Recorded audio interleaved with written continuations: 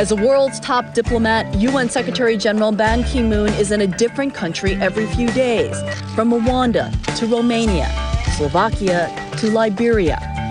The South Korean says it was meeting U.S. President John F. Kennedy in 1962 that inspired him to become a diplomat. He's now been head of the United Nations for more than 18 months, and it's been a challenging year so far.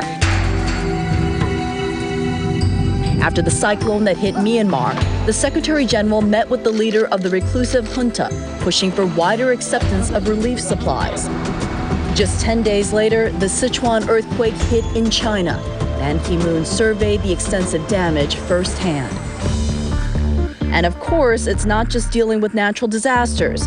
The Secretary General is constantly weighing in on issues of worldwide concern, from the recent controversial elections in Zimbabwe to efforts to bring about peace in the Middle East, and developments in a country he's dealt with for years, North Korea. But always near the top of the agenda for the 64-year-old South Korean, who's made it as far as Antarctica, is tackling climate change. That, along with rising food prices, are the major challenges facing the world today. We sat down with the UN Secretary General in Sapporo, Japan, near the site of the G8 summit. So nice to meet you. Mr. Secretary General, thank you very much for joining us here on Talk Asia. So let's begin with climate change. You've said it's as big of a threat to the world as war. Do you still believe that? This is an issue which affects the whole humanity, the future of our planet Earth.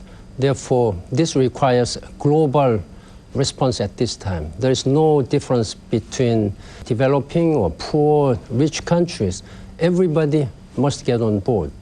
If President Bush, though, says China and India need to come to the table, what are you doing as Secretary General to try to get them to the table? My role as Secretary General has always been to galvanize a political will.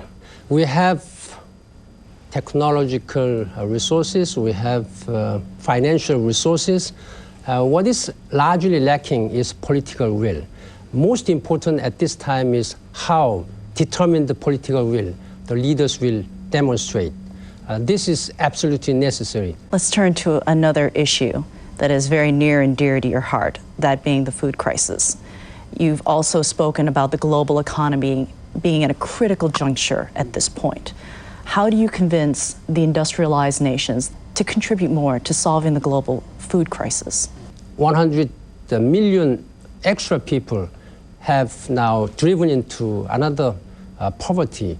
International community must act on this together. I was encouraged by very generous participation and the contribution by world leaders last month to meet the short-term immediate need coming from this lack of resources. But structurally speaking, we need to address all these trade distorting policies like agricultural subsidies, export bans, and speculative activities. You recently just made your first trip home to South Korea as UN Secretary General. Yes. What was it like for you to return back to your village? I was so moved and touched by such a warm welcome. Not only people in my own hometown, but whole people of the nation. I felt that I was at home, really. That has given me some more source of strength and motivation to work even harder for the peace and stability and democracy of the world. Let's talk about a very important trip that you made to the White House. You spoke of a trip when you were 18 years old and you met U.S. President John F. Kennedy. Yes, yes. And at that moment, it's been reported that you dreamed of becoming a diplomat. What was so important about that moment? My visit to United States at that time was a great cultural shock, first of all.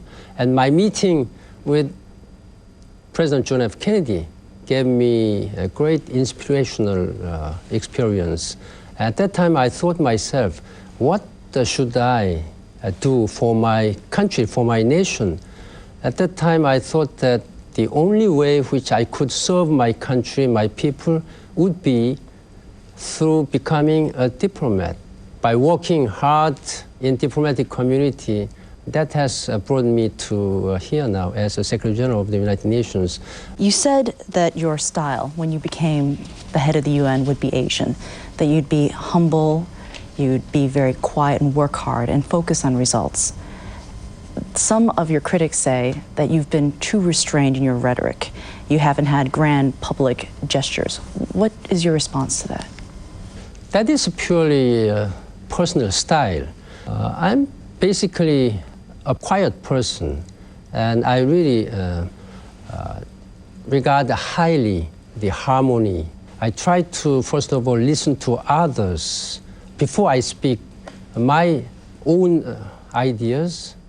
But when it really comes to a very difficult situation, when really chips are down, then I make a very firm decision. The job of UN Secretary General has been called the world's most impossible job. Are you finding that to be the case? I think first the Secretary General, Trygve Lie, was right. This seems to be the most impossible job on the earth. But this time, my determined will is that to make this impossible mission to a possible mission. And that's what I'll try to change this job description of the Secretary General.